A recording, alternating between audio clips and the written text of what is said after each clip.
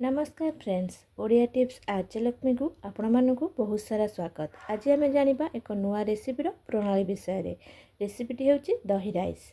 दही राइस बनाइबा आवश्यक कौन कौन परिमाण प्रथमे ताहा जानि नेबा।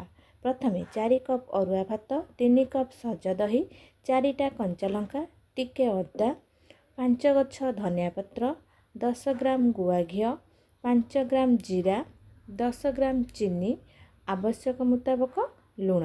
एबे आमे जानिबा दही राइस रो प्रणाली विषय रे। अरुआ भात सहित दही और चीनी मिसाई नियो। कंचा लंका और अदा को छोट छोट करी काटी मिसाई नियो। कड़ाई रे घी गरम कर। घी गरम हेबा परे जीरा पकाओ। जीरा फुटिले कड़ाई ओल्हाई दियो। सेई कड़ाई रे दही भात को पकाई भल भाबरे गोलाई नेबो। एही भात को प्लेट रे काढ़ी एहा उपरे धनिया पत्र काटी पकाई देबो। एबे हमर प्रस्तुत हो गला दही राइस रो प्रणाली। आपण मानकु ए वीडियोटी किपरि लागिला आपण माने निश्चय मते कमेंट करी जणाइबे।